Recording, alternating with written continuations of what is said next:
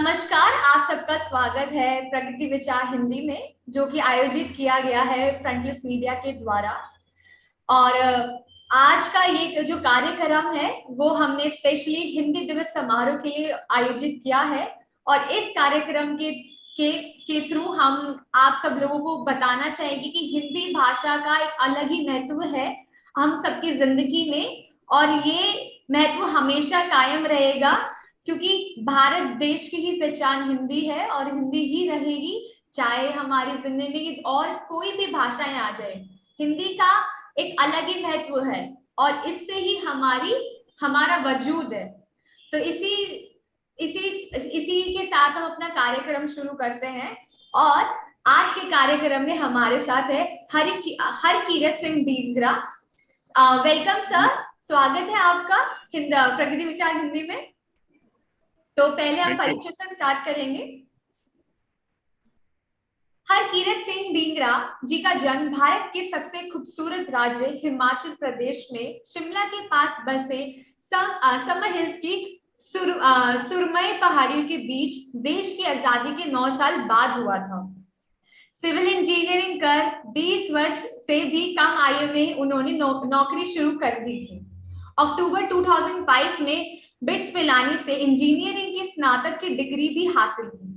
पहले प्राइवेट, फिर सीपीडब्ल्यूडी और भेल बीएचईएल में कुछ वर्षों तक कार्यरत रहे। इसके पश्चात महारत कंपनी एनटीपीसी लिमिटेड में 33 वर्ष के लंबे अंतराल तक कार्यरत करने रहने के उपरांत अगस्त 2016 में सेवानिवृत्त हुए। इन दिनों वह अपने खाली समय का सदुपयोग अपने आसपास की वस्तुएं, घटनाओं और प्रियजनों के साथ बिताए हुए कुछ मधुर लम्हों एवं कुछ खट्टी मीठी स्मृतियों को शब्दों में परिरोकर पात्रों पर उतार रहे हैं। और उनकी कविता संग्रह चिकनी चुपड़ी उनकी लेखनी के क्षेत्र में प्रथम लघु प्रयास है।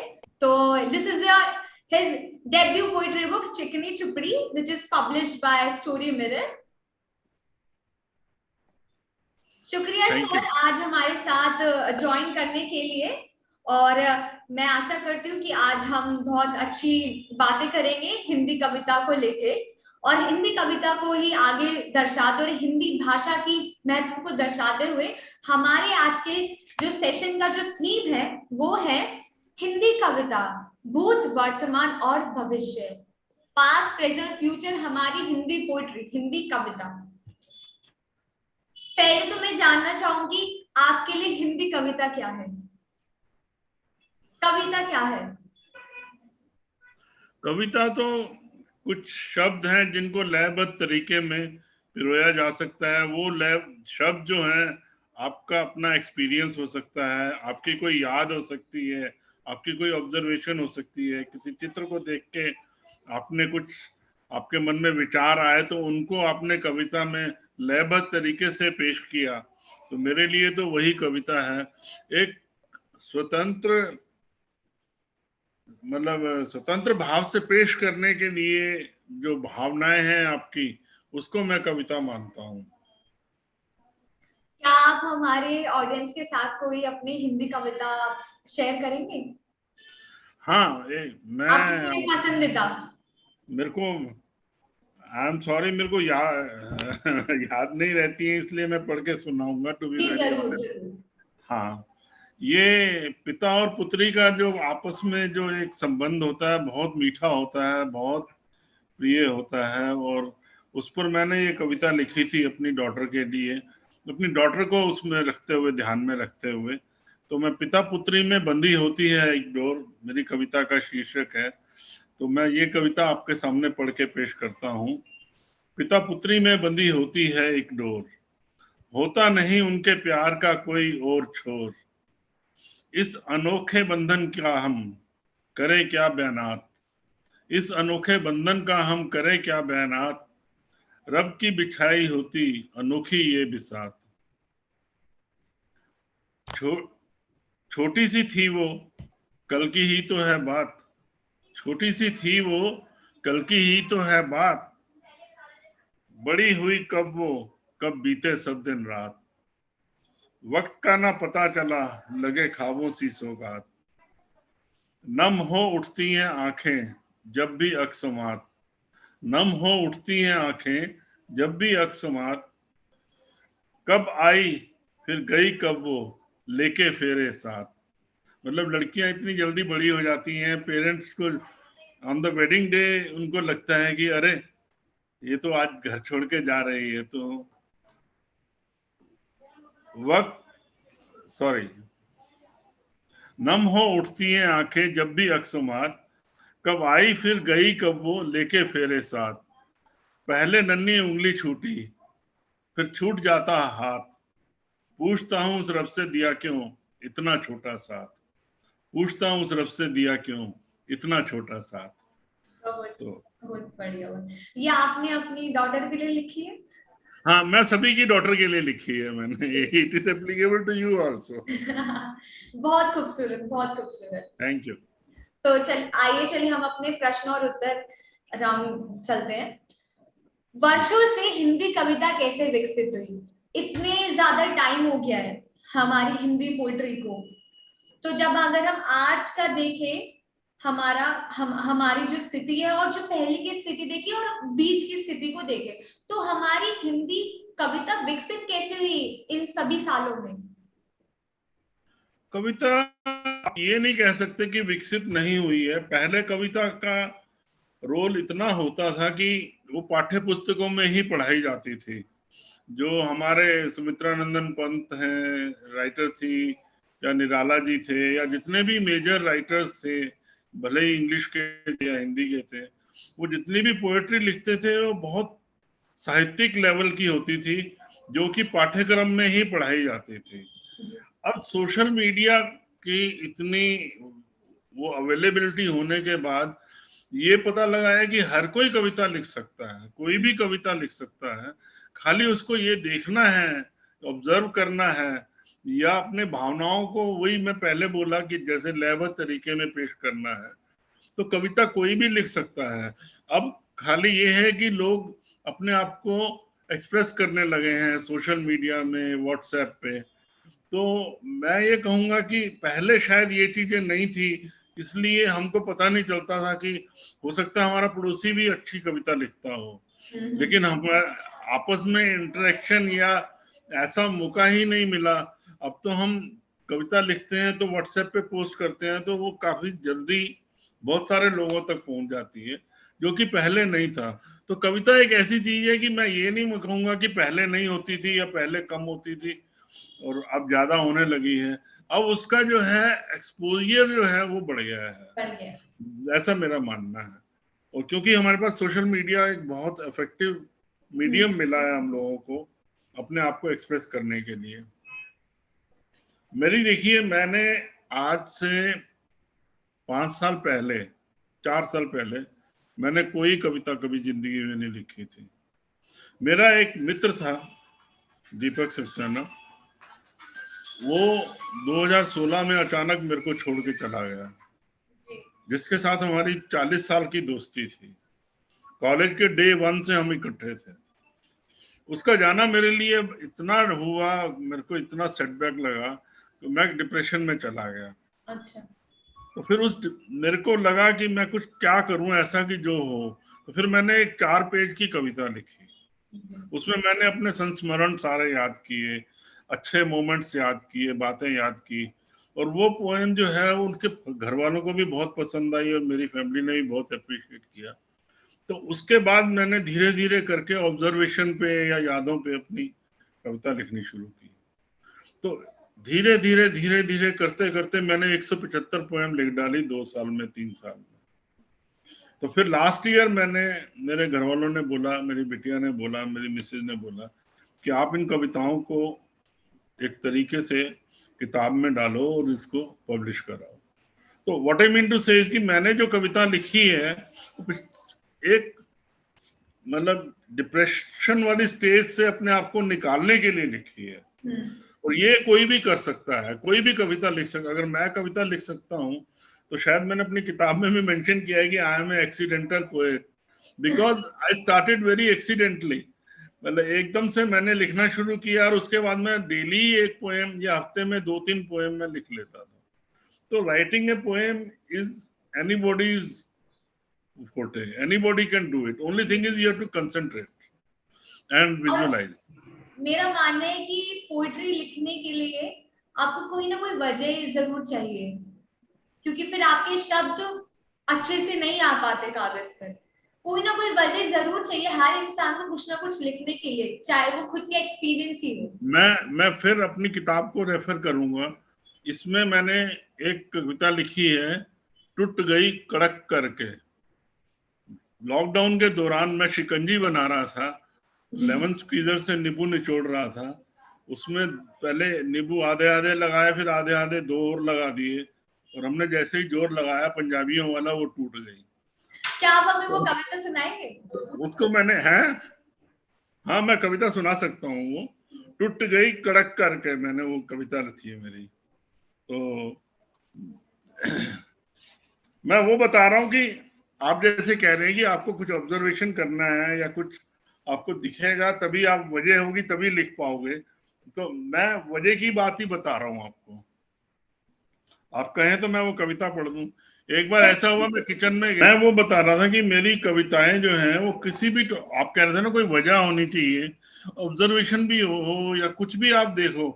मैंने जो मेरी किताब में जितनी भी मेरी कविताएं हैं वो किसी ना किसी ऑब्जर्वेशन पे हैं, या किसी चित्र पे हैं, या किसी फेसबुक फ्रेंड ने अपनी फैमिली की फोटो डाली, माँ बेटी की फोटो डाली, तो उसके ऊपर है। मतलब मेरा ये था कि मैं कुछ भी देखता था, चित्र देखता था, याद अपनी याद आती थी, तो दो लाइनें अगर मैं बना लेता था तो मेरी कविता बन जाती थी, मेरे को ये मालूम था। तो मेरी कविताओं का शीर्षक है, उबलते आलूओं से उठता है धुआं, मिस्टर आलू बुखारा, अचार और मेहंदी। मतलब मेरा टॉपिक कुछ भी हो सकता था। मैंने ये अपनी इस किताब के थ्रू ये बताने की कोशिश की है कि आदमी कविता किसी भी भाव पे लिख सकता है, किसी भी चीज पे लिख सकता है। अब ये मैं आपको थोड़ा सा अपनी ये जो टूट गई कड़क करके मैं जो बता रहा था ज्योत्सना को, ज्योत्सना मेरे को भी स्क्रीन पे आधा आधा ले लो, ऐसा हो सकता है कि यार मेरा इतना ही रहेगा, छोटा रहेगा। इनके अकॉर्डिंग इतना ही पोर्शन आता है। अच्छा अच्छा, इसमें तो कुछ नहीं करना ना मेरे को। I think it is under your control anyway. हाँ, टूट गई कड़क करके हमारी वो नींबू निचोड़नी, नींबू के रस की वो बूंद आखिरी, नींबू के रस की वो बूंद आखिरी, करनी थी जो नींबू से वखरी, अलग करनी थी। वखरी से पंजाबी वर्ड, तो मैंने राइमिंग के लिए यूज किया है उसको यहाँ पे। नींबू के रस की वो बूंद आखिरी, करनी थी जो नींबू से वखरी, एक बार निचोड़ के रस रख दी निचोड़नी, एक बार निचोड़ के रस रख दी निचोड़नी, तसल्ली फिर भी ना हुई, बड़ी कसम तोड़नी, निचुड़े हुए नींबू को मैंने फिर था दबोचा, निचुड़े हुए नींबू को मैंने फिर था दबोचा, निचोड़नी का हाल क्या होगा जरा भी ना सोचा, डाल नींबू निचोड़नी में किया दम लगा के हैशा, डाल नींबू निचोड़नी में किया दम लगा के हैशा, कड़क सी एक आवाज आई, हुई उसकी दुर्दशा, कड़क सी एक आवाज आई, हुई उसकी दुर्दशा, सुन कड़क की आवाज हुआ हमें भी कुछ खटका, सुन कड़क की आवाज हुआ हमें भी कुछ खटका, टुकड़े हुए दो निचोड़नी के लगा दिल को मेरे झटका। लॉकडाउन का टाइम था, बाजार से जा भी नहीं सकते, जाके नई निचोड़नी भी नहीं ला सकते थे। तभी कानों में पत्नी की आवाज आई, तभी कानों में पत्नी की आवाज आई, क्या तोड़ा, घबराने की थी अब बारी हमारी, नींबू निचोड़नी बन गई थी अब एक दुखियारी, क्योंकि अब तो हो गए थे उसके टुकड़े दोए, पति बेचारा क्या करे हंसे या रोए, पति बेचारा क्या करे हंसे या रोए। So this was a real happening, जिसको मैंने कविता में रूप देने की कोशिश की है। तो that was one of the poem. So now you can go ahead the way you say. आपकी आवाज नहीं आ रही, यू आर म्यूट। आपकी कविताएं वाकई बहुत सुंदर है। पार्थजीत सर। मैं एक छोटा सा और इंसिडेंट सुनाता जी हूँ, छोटा सा बस। जी जी फेसबुक पे हमारे फ्रेंड था, उसने एक पोस्ट, अचार बना रही थी तो अचार की फोटो उन्होंने डाली और हाथ में मेहंदी भी लगी हुई थी। तो मैंने 10 मिनट में 8-10 लाइनें लिख के एक पोएम उनको व्हाट्सएप कर दी। तो she was really very shocked, surprised and very happy. तो तुरंत उन्होंने बोला कि मैं इसको फेसबुक पे डाल दूं। मैंने कहा डाल दो। तो मतलब 10 मिनट में वो कविता बन गई, क्योंकि वैसे भाव एकदम आते गए और मेहंदी और अचार पे मैंने 10 लाइनों की एक कविता लिख डाली। तो ये एक मोमेंट होते हैं जिनको थोड़ा सा कवि को कैप्चर करना पड़ता है, थोड़ा सा उसको सोच के लाइनों में डालना पड़ता है। That is how Kavita becomes. ऐसे कविता बनती नहीं है। चलिए अब आप चलिए। बहुत खूब। पार्थजीत सर। ओके। जी हाय एवरीवन। सो पार्थजीत सर ने अभी अभी हमें सेशन के मिड में ज्वाइन किया है। तो मैं कहना चाहूंगी पार्थजीत सर कि आप अपने बारे में सब लोगों को थोड़ा इंट्रोडक्शन दे दीजिए। जी मेरा नाम पार्थजीत दास है। मैं फिलहाल दिल्ली में रहता हूँ और मैं एक foundation, not for profit foundation, central square foundation में काम करता हूँ। हम लोग आई थिंक हम लोग लगभग 10 से 12 राज्य सरकारों के साथ और केंद्र सरकार के साथ उनकी स्कूली शिक्षा के सुधार में हम लोग उनके साथ काम कर रहे हैं।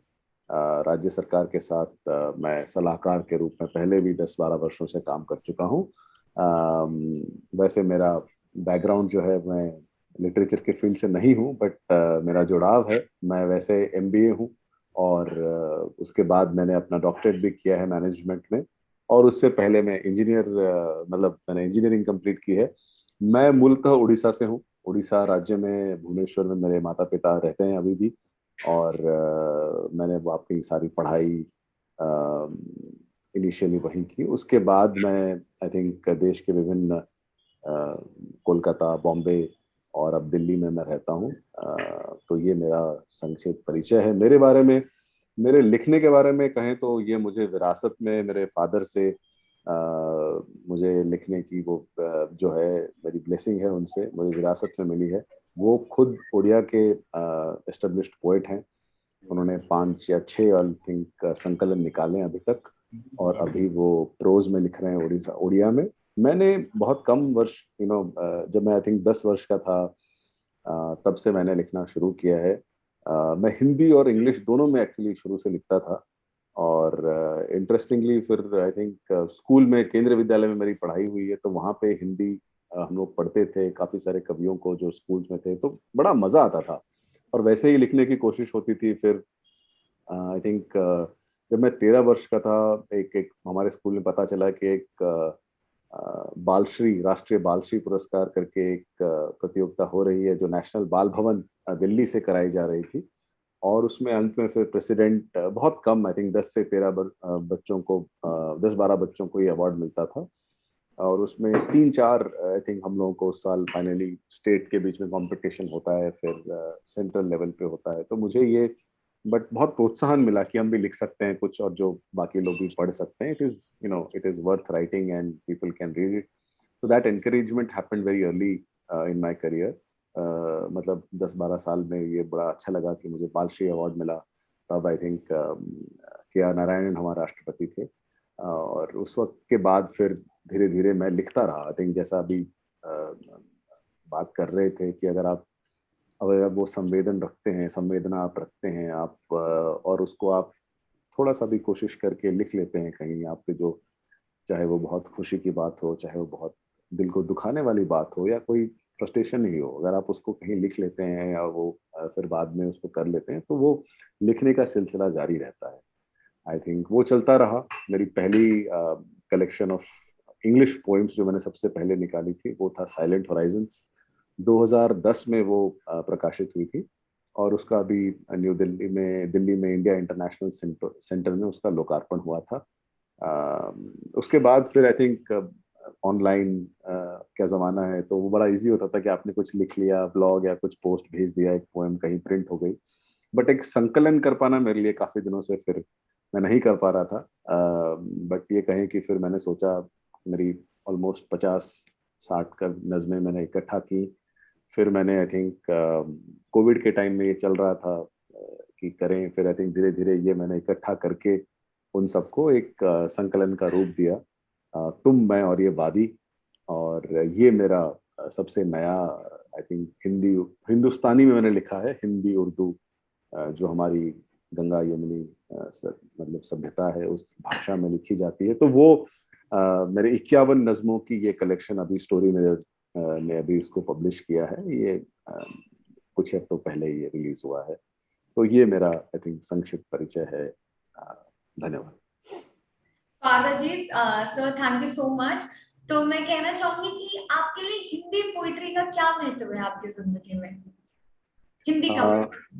No thank you. I think जैसे मैं कह रहा हूँ कि, और ये जैसे मैं एक्चुअली मुझे भाषाओं का बड़ा, मुझे कई भाषाएं आती भी हैं। मेरी मातृभाषा उड़िया है, फिर हिंदी, फिर अंग्रेजी, बाद में मैं काम करते वक्त फिर बांग्ला, थोड़ी बहुत मराठी में समझ भी लेता हूँ, गुजराती भी पूरी समझ आती है, and I speak a little bit of French and Spanish as well. तो मुझे भाषाओं से बड़ा प्यार है। तो लेकिन कई बार जैसे हिंदी और इंग्लिश में मुख्यतः हम लिखते हैं, काम भी करते हैं, तो ये है कि कई चीजें, कई भाव जो आते हैं वो कविता खुद डिसाइड करती है कि उसको हिंदी में है ये भाव या इंग्लिश में है, आई थिंक। और वो इनिशियल जो थॉट्स आते हैं, जो स्केच बनता है, फिर वो उससे आगे कविता बनती जाती है। मेरे लिए ये तय कर पाना मुश्किल है कि ये चीज जो है मैं इंग्लिश में लिखूं या हिंदी में लिखूं। कई बार जो स्वतः जो स्पॉन्टेनियस इंस्पिरेशन आती है, वो फिर कई बार कुछ थॉट्स वो हिंदी में आते हैं, तो वो फिर हिंदी कविता में चलते हैं। मैं जैसा बोला कि इनिशियल साउंड ऑफ रिदम, दोहे मुझे बड़े पसंद थे। तो काफी पढ़ने से आई थिंक जितना क्योंकि मेरे व्यवहार में उतना हिंदी शायद नहीं है, क्योंकि हमने पढ़ाई की इंजीनियरिंग में, फिर एमबीए में, तो शायद इंग्लिश ही ज्यादा है। और जो अभी भी एकेडमिक काम करते हैं या जो पेपर्स लिखते हैं, जो रिसर्च लिखते हैं हम लोग, तो इंग्लिश में होता है। बट हिंदी का ये रहा है कि हमें बचपन से एक स्कूल में, मैं कहूँगा हमारे पुस्तकों में, जैसे हरिवंश राय बच्चन को हम पढ़ते थे, कबीर के, तुलसी के दोहे पढ़ते थे, तो वो बड़े अच्छे लगते थे। उसका उस वक्त खैर शायद उसके अर्थ हमें उतने नहीं समझ आते थे, साउंड अच्छा लगता था, लेकिन अच्छा लगता था। रिदम, एक छंद है, तैल ताल लय, वो बड़ा सुंदर लगता था। तो कहीं ना कहीं वो हमेशा आकर्षित करता कि भाई हम भी ऐसा कुछ लिख पाए, हम भी ऐसा कुछ कर पाए। तो इनिशियली मैं बड़ा छंद और ताल में बड़ा लिखता था। फिर धीरे धीरे आगे बढ़े, जैसे तो गुलजार को काफी पढ़ा, काफी हमने फिर शायरी का काफी शौक आया, मिर्जा गालिब और गालिब, गुलजार, जावेद अख्तर साहब, बाकी कई लोगों को पढ़ा आई थिंक। तो उससे धीरे धीरे लगा कि फिर कुछ शब्द आए, कुछ नए नए शब्द आप जब सुनते हैं अच्छा लगता है। फिर वो मेरे लिए बड़ा, मैं तो कहूँ फिर धीरे धीरे बाद में मैंने थोड़ा बहुत दिल्ली में थिएटर भी किया, तो अपने और भी कुछ, जैसे भाषा में आप कुछ और उसको एक्सप्लोर करते हैं, कुछ उसका कैनवस और बड़ा होता है। तो आई थिंक वो फिर एक, अगर आप इतनी चीजें उस भाषा में सुन समझ रहे हैं, बातचीत कर रहे हैं, तो अपने आप को एक्सप्रेस करता ही। अगर आदमी एक्सप्रेसिव है, और जैसे मैं कहा कि आप संवेदना वो रखते हैं कि आप देख के किसी को, आपके मन में कुछ एक अलग फीलिंग आती है, तो आपको फिर उसको एक्सप्रेस करने की वो अपने आप एक रास्ता ढूंढता है, फिर भाषा वो रास्ता बन जाती है। तो मेरे लिए हिंदी, मैं कहूँगा अगर मुझे हिंदी नहीं आती या वो तो उतने अच्छे से लिखना नहीं आता, तो मैं शायद बहुत ऐसे एक्सप्रेस ही नहीं कर पाता। मुझे नहीं लगता है जो चीज़ें मैं इंग्लिश में कर रहा हूँ उसे मैं हिंदी में कर पाता, या जिसको मैं हिंदी में कर रहा हूँ उसको मैं इंग्लिश में कर पाता। बहुत बढ़िया। तो मेरा यहाँ एक क्वेश्चन है आप सभी से। ये सारी हरकिरत सर, मैं एक बात कहना चाहूंगा कि अभी पीछे 3 महीने पहले मेरा दोस्त है, वो एक सोसाइटी, रेजिडेंट वेलफेयर एसोसिएशन होती है, 800 फ्लैट्स थे, तो उनका वो प्रेसिडेंट था। तो हमारा एनटीपीसी का ही वो कलीग था हमारा। तो उसने हमको बुलाया कि उसने बोला कि आपने अभी अभी कविता लिखनी शुरू की है, कविता कैसे लिखते हैं, इस पे आप एक वर्कशॉप करो, मेरे यहाँ जो बच्चे हैं उनको लिए, जो और लेडीज हैं या जो भी आएंगे उस दिन, आप उनके लिए एक वर्कशॉप करो। तो मैं वो अगर आप कहें तो मैं अपने शेयर करना चाहूंगा एक्सपीरियंस कि मैंने उसको कैसे कंडक्ट किया, और 2 मिनट लूंगा सिर्फ। तो मैंने अपनी कुछ कविताओं के पोस्टर, बड़े बड़े पोस्टर बनवाए और वहां जाके लगा दिए। और एक पोएम का जैसे टीचर लोग टीचिंग प्लान बनाते हैं, वैसे उसका टीचिंग प्लान बनाया बकायदा कि इस पोस्टर में क्या क्या है, क्या क्या नहीं है, और क्या क्या ऑब्जर्वेशन है। तो मैंने वहां जाके पहले 2-3 पोएम्स पोस्टर लगा दिया। करीब 6 साल से लेके 18 साल तक के बच्चे थे, लेडीज थी 8-10 जेंट्स भी थे, इतनी ही ऑडियंस थी। तो मैंने पहले उनको अपनी कविताएं 2-3 सुनाई, थोड़ा उनको ओरिएंटेशन करने के लिए कि कविता क्या होती है, और सिंपल सिंपल कविताएं थी मेरी। और एक कविता का मैंने पोस्टर बनाया था, तो लैंप शेड था वो, जो ड्राइंग रूम में पड़ा हुआ है कॉर्नर में, तो लाइट दे रहा है। तो उसके बाद मैंने बच्चों को बोला कि आपको इसमें क्या दिखता है। तो बच्चों ने एक एक करके अपनी ऑब्जर्वेशन से बोलना शुरू किया कि इसमें लाइट आ रही है, ये सुंदर लग रहा है, ये रूम को अच्छा लग रहा है। It was made of drift would actually. तो ये लकड़ी का बना हुआ है, इसको कारपेंटर ने बनाया है। मतलब उन्होंने करते करते मेरे को 10-12 पॉइंट्स बोले, और वो 10-12 पॉइंट्स मैं पहले से लेके टाइप करके लेके गया था। मतलब जो मैंने देखा वो उन बच्चों ने भी देखा। तो बच्चों को मैंने बताया, देखो आपने जो पॉइंट्स बोले हैं वो सारी ऑब्जर्वेशन जो है मेरे भी थी। तो हम लोग वैसे चित्र लगा होता है देख के आगे निकल जाते हैं, लेकिन अब आपने कंसंट्रेट किया इस चित्र में, वो चीजें ढूंढी जिसको कि अगर उनको शब्दों में पिरो दें तो एक कविता बन जाएगी, जो कि मैंने बनाई।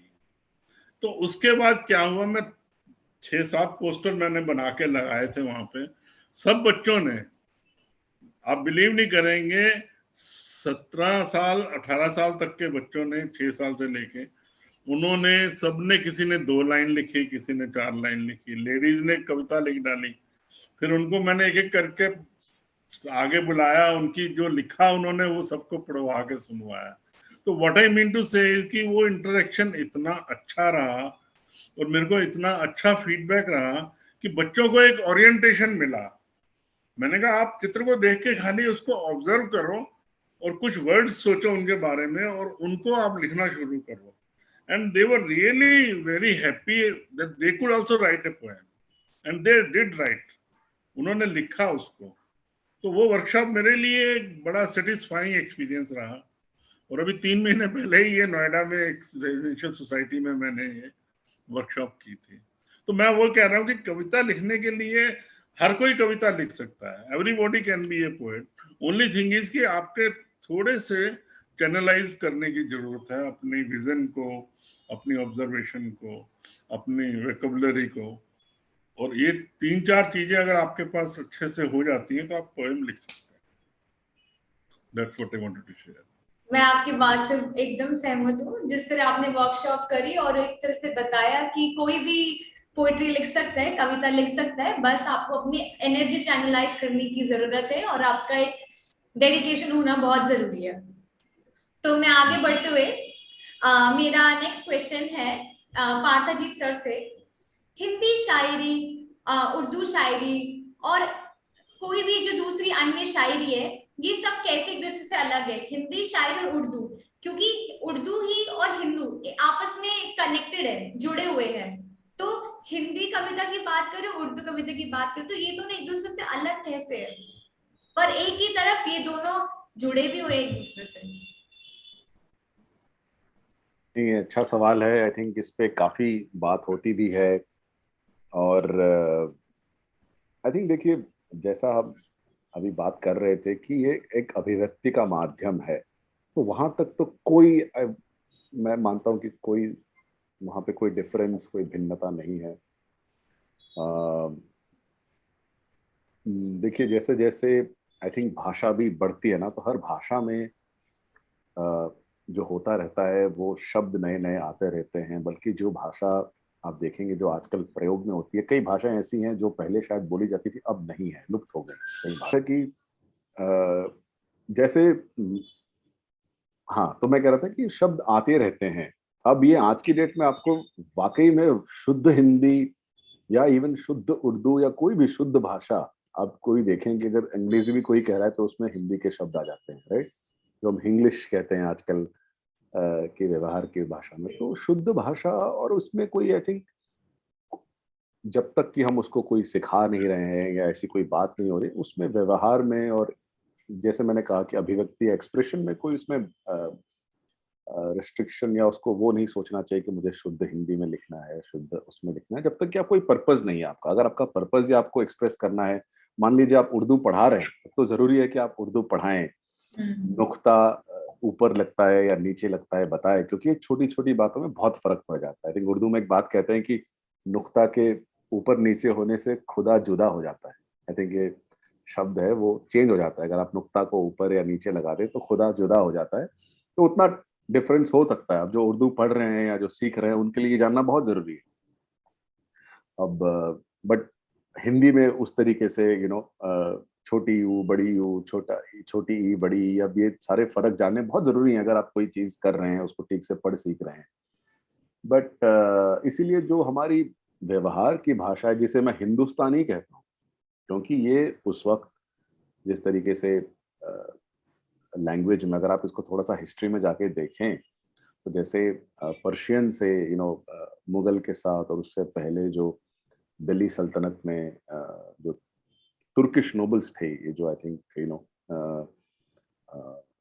मोहम्मद गोरी, और उनके बाद सब जो भी बाकी आके आए, तो नए नए वो पर्शियन वर्ड्स हमारे डिक्शनरी में आए, हमारी बोलचाल में आए। आई थिंक तो उससे भाषा को जो विकास होता है और जो सम्मेलन होता है, उससे फिर चीज आगे बढ़ती है, तो लोग उसी भाषा में लिखते हैं। और उसमें हिंदी में कई चीजें हैं, ब्रज भाषा है, अवधी है, इतनी सारी बुंदेली है, कई सारी चीजें बोली जाती हैं हमारे यहाँ। तो कहीं हर एक जगह से इट्स लाइक अ स्ट्रीम, तो हर हर हर चीज एक वर्ड देती है, एक थॉट देती है, एक एक्सप्रेशन देती है। तो उस तरीके से बहुत ज्यादा जो कहें, मैं कहूँ as long as this language is helping you express, there is no difference.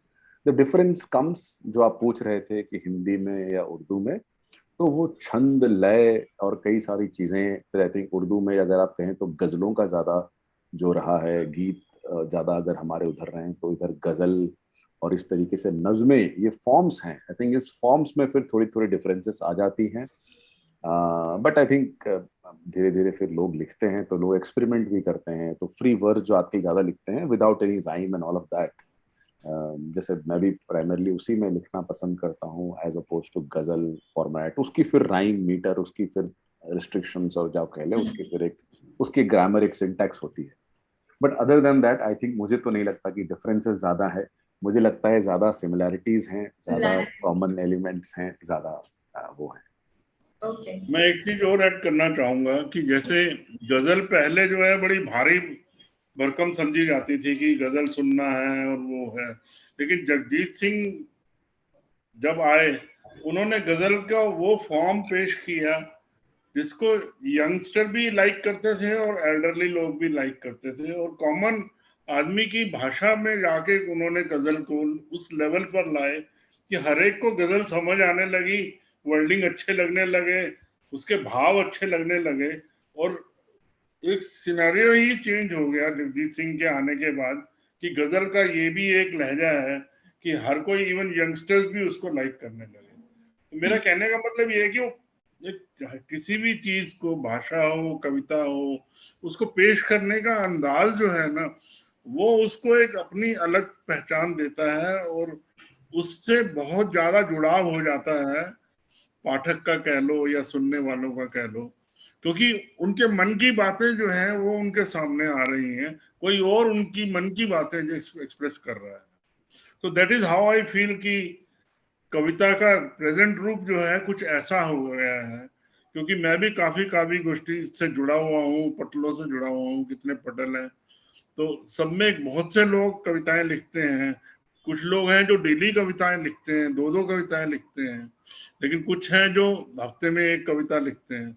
तो हर एक का अपना अपना एक्सप्रेस करने का तरीका अलग है, और मेरे को ये नहीं समझ में आती कि जो डेली की दो कविता डालता है वो कविता का करता क्या होगा, इतनी कविताएं उसकी अगर हो जाती होंगी, लेकिन फिर भी वो डालते हैं, वो लिखते हैं, तो और पढ़ी भी जाती हैं। लेकिन मेरा कहने वाला ये है कि इसको खुला छोड़ दिया गया है, जिसकी वजह से ये कविता जो है, हिंदी कविता बहुत पॉपुलर हो रही है। बहुत से लोग सामने आ रहे हैं सोशल मीडिया के एक्सपोजर के बाद, तो लोग बहुत ज्यादा खुलकर हिंदी कविता हो या उर्दू कविता हो, उसको लेकर अपने आप को एक्सप्रेस कर रहे हैं, जो कि मेरा मानना है कि अच्छी बात है। एक आजादी मिली है कविता के लिखने के लिए, जो कविता को एक स्वच्छंद वो मिला है, मतलब मेरा शब्दावली हो सकता है गलत हो, मतलब एक स्वतंत्रता मिली है हर कोई अपने भाव को अपनी शैली में प्रकट करने का वो कर रहा है, कोशिश कर रहा है। शुक्रिया हरकीरत सर। तो मेरा अगला प्रश्न है, आजकल अंग्रेजी भाषा के प्रचलन को देखते हुए हिंदी साहित्य, भाषा और कविता का क्या भविष्य रह गया है, मतलब क्या भविष्य है उनका, क्योंकि आजकल सब लोग इंग्लिश को ही प्रेफरेंस दे रहे हैं। चीजें है, हिंदी कविता, हिंदी ऑथर्स, हिंदी किताबें अवेलेबल है, बट स्टिल जो हमारी यंगर जनरेशन, जो युवा पीढ़ी है, वो इंग्लिश किताबें ज्यादा प्रेफर करते हैं। तो इसके चलते हुए जो अंग्रेजी भाषा है उसका प्रचलन को चलते हुए हमारा क्या फ्यूचर है हिंदी साहित्य का, भाषा का और कविता का? पार्थजीत सर फर्स्ट। मैं आई थिंक ये समझता हूँ कि भविष्य कोई आई थिंक कोई चिंता की बात नहीं है। मुझे लगता है हर चीज का आप देखिए दौर होता है। आई थिंक फिर कई चीजें, इवन आप अगर फैशन की बात कर लें या कोई भी बात कर लें, आई थिंक एक ये जरूर हुआ है कि आई थिंक काम करने के लिए या एम्प्लॉयबिलिटी के लिए इंग्लिश का थोड़ा सा एक जो चाह होती है, एक एस्पिरेशनल वैल्यू होती है पेरेंट्स में, वो जरूर ज्यादा बढ़ गई है और बच्चे चाहते हैं कि भाई बच्चा इंग्लिश मीडियम में पढ़े और ये करे, वो जरूर है। बट आई थिंक जैसा हम देख रहे हैं कि कई उसके बावजूद अभिव्यक्ति भाषा आदमी उसी में करता है जिसमें उसको अच्छा लगता है। आई थिंक ये और वो जब तक इंसान होगा, जब तक इंसान के कहते हैं ना उसके दिल में उसका दिल धड़केगा, जब तक उसको संवेदना होगी, जब उसको रोना आएगा, जब उसको परेशानी होगी, जब उसको तकलीफ होगी, जब वो किसी बात से नाराज होगा, जब किसी बात को बहुत खुश होगा, जब तक ये सब होता रहेगा तब तक कविता चलेगी, तब तक भाषा भी प्रयोग में आता रहेगा। ये जरूर हो सकता है कि उसका आपने सही किया, वो मार्केट की चीज होती है कई बार, कितने लोग कौन सी भाषा को पढ़ना चाहते हैं, ये उतार चढ़ाव, ये मुझे कभी नहीं लगता कि एक कोई परमानेंट चीज हो सकती है। अभी आज शायद इंग्लिश पढ़ते हैं, कल को कोई और दूसरी भाषा भी हो सकती है लोग पढ़ें। अभी उर्दू, बहुत दिनों पहले लोग इस बारे में मतलब थोड़े चिंतित थे, क्या हो रही है, इतनी खूबसूरत भाषा है, कहने सुनने में बड़ी अच्छी लगती है। एक एक एक एक एक, एक उदाहरण देना चाहूँ कि अगर आप अपनी बिलोवेड से भी अगर ये बात कहें कि अगर उसी चीज को कि भाषा में कितनी चेंजेस हो जाती है आप देखिए, बट आई थिंक वो रहता है कि उसमें अगर आप कहें कि आप आज क्या मुझे मारने का इरादा रखते हो, तो ये हो सकता है झगड़ा हो जाए आपका। बट अगर आप इसी को आप कह दो कि आप बड़े आज कातिल नजर आ रहे हो, तो इसमें वो भाषा से कितनी बात चेंज हो जाती है अगर आप तो ये हर चीज में, हर भाषा की अपनी यूनिकनेस है। तो हो सकता है कई चीज इंग्लिश में भी वो अभी यूज होती है या फॉर्म्स हैं। और एक अच्छी चीज जो हो रही है कि कई चीजें बिकॉज ऑफ जिस तरीके से आज चीजें शेयर कर सकते हैं हम, इतनी चीजें हमें देख सकती हैं, तो कई छोटे, जैसे हाइकू एक फॉर्म थी, वो जापान में होती थी, अब इंग्लिश में आई, फिर आई एम श्योर मैं देख रहा हूँ बहुत लोग हिंदी उर्दू में भी छोटी छोटी हाइकू टाइप की कविताएं लिखते हैं या बाकी चीजें करते हैं। मैंने बीच में, आप यकीन मानिएगा हरकिरत जी, और मैं बीच में, मैं दोहों का स्टाइल जो है, जो कबीर के मैंने काफी ट्रांसलेशंस मुझे बहुत पसंद थे, जब मैं कह रहा था, तो मैंने एक्चुअली उसके बहुत ट्रांसलेशंस मुझे मिले, बट वो राइम और रिदम और वो चला गया, तो मैंने उसको फिर वो दोहों की स्टाइल में ही, इंग्लिश में भी राइम रहे, अगर अगर कोई हम दोहा पढ़ें कबीर का, तो सिर्फ ट्रांसलेशन ना हो या पोएटिक ट्रांसलेशन ना हो, उसमें भी ट्रांसलेशन तो हो ताकि वो ऑडियंस पढ़े, बट उसमें वो रिदम और वो जो दोहे का पंच होता है वो लगे। तो ये कोशिश रही है। तो मुझे लगता है कि कोई आई थिंक ये उतार चढ़ाव चलता रहेगा, बट जब तक लोग संवेदन रहेंगे तब तक हिंदी और इंग्लिश दोनों रहेगा। मैं ये कहूंगा कि हिंदी के भविष्य को कोई खतरा नहीं है। वो तो रहेगी, हमारी मातृभाषा है, हम सब बोलचाल की भाषा है, और ऑलमोस्ट ऑल ओवर इंडिया हर स्कूल में भी पढ़ाई जाती है, भले ही वो रीजनल स्कूल्स हैं। तो हिंदी भाषा को कोई खतरा नहीं है, लेकिन हिंदी भाषा के साथ थोड़ी सी रिस्ट्रिक्शन है। हम लोग हिंदी सप्ताह क्यों मनाते हैं, हिंदी पखवाड़ा क्यों मनाते हैं? हिंदी साल मनाइए ना, आप सारा साल हिंदी में करिए काम, जो कर सकता है वो तो करे। वो बात है कि बहुत सी लिमिटेशंस हैं कि इंजीनियरिंग है, वो हिंदी मीडियम में भी लोग पढ़ते हैं, लेकिन वो बहुत मिनिस्कूल लोग हैं जो हिंदी में इंजीनियरिंग करते हैं, क्योंकि उतनी बुक्स की अवेलेबिलिटी नहीं है, उतनी राइटर्स की अवेलेबिलिटी नहीं है। तो दीज आर द राइडर्स और रेस्ट्रिक्शंस विद द लैंग्वेज। लेकिन हिंदी भाषा को कोई खतरा नहीं है, ये ऐसे ही चलता रहेगा। मेरा सिर्फ, जब भी हमारे ऑफिस में भी हिंदी पखवाड़ा मना रहे हैं जी, आप आके कविता लिख दो, आप स्लोगन लिख दो, आपको प्राइज मिलेगा, वो 14 दिन तक एक कंपटीशन चलता है, उसमें वही लिमिटेड लोग हर साल जाते थे, उन्हीं में ही प्राइज मिलता था। उसमें कोई ना एड ऑन होता था, ना हो सकता है थोड़े बहुत होते हो, ना कम होते हो। तो मेरा कहने का मतलब ये है कि ये चीज जब तक आपके अंदर से जिंदा रहेगी, तो हिंदी का भविष्य उज्जवल है। हर एक दिल में ये जज्बा होना चाहिए कि हिंदी वाकई ही हमारी मातृभाषा है, इसके साथ ही हमको जीना है, और पढ़ना है, लिखना है, बोलचाल में रखना है। तो हिंदी भाषा कोई ऐसा खतरा टाइप का नहीं है, लेकिन मैं ये नहीं कहूंगा कि हिंदी का लेवल वही आ जाएगा जो हमारी इंग्लिश का है, क्योंकि वो हमारा नीड है। आप बाहर जाएंगे तो नेचुरल आप हिंदी में नहीं बात करेंगे, आपको इंग्लिश में ही बात करनी पड़ेगी।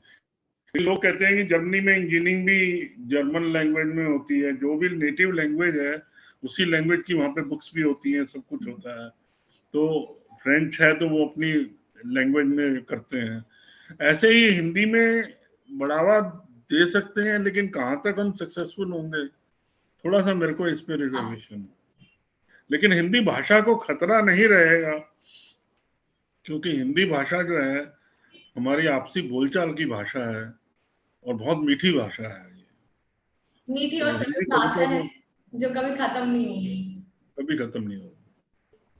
तो यही कोशिश है। अब हम भी कविता लिखते हैं, हमारे घर वाले भी नहीं पढ़ते हैं, तो आप क्या कहिएगा उसको? फ्रेंड्स को भेजते हैं तो 4 को भेजते हैं तो एक का ही रिएक्शन आता है, अरे वाह अच्छा लिखा, ये लिखा। लेकिन ठीक है, ऐसे ही चलता रहेगा, और हम भी लिखते रहेंगे, पढ़ने वाले कम होंगे या ज्यादा होंगे ये तो वक्त ही बताएगा। क्योंकि डिस्ट्रैक्शंस बहुत हो गई हैं, मीडियम्स बहुत हो गए हैं, लोग मोबाइल से जान नहीं छूटती है, अपने ऑफिस के काम से जान नहीं छूटती है।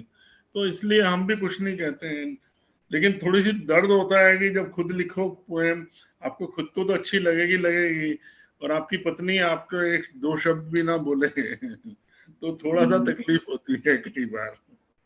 तो चलता है, it is all. But Hindi भाषा को कोई खतरा नहीं है। हम चाहते हैं कि ये सदियों सदियों तक आने वाले टाइम में ये जिंदा रहे, और इसी तरह ही हम लोग कविताएं लिखते रहें और बोलचाल करते रहें। Thank Hindi you so much Harkirat sir और पार्थजीत सर यहाँ आने के लिए और हमारे साथ अपने विचार शेयर करने के लिए हिंदी कविता और हिंदी भाषा से रिलेटेड। तो मैं आशा करती हूँ जितने भी हमारी जो ऑडियंस है जो हमें देख रही है वो आप लोगों से बहुत कुछ सीखे, और जरूर हम हिंदी भाषा को जिस बेंचमार्क पे सेट करना चाहते हैं एक दिन हम उस चीज को पा लें। तो थैंक यू सो मच, आप जाने के लिए शुक्रिया। और थैंक यू। आपकी वजह से ये पूरा कार्यक्रम थोड़ा और ज्यादा खुशहाल हो गया हरकीरत सर की वजह से। Thank you so much, thank you so much Parthajit sir. Thank you. Thank you.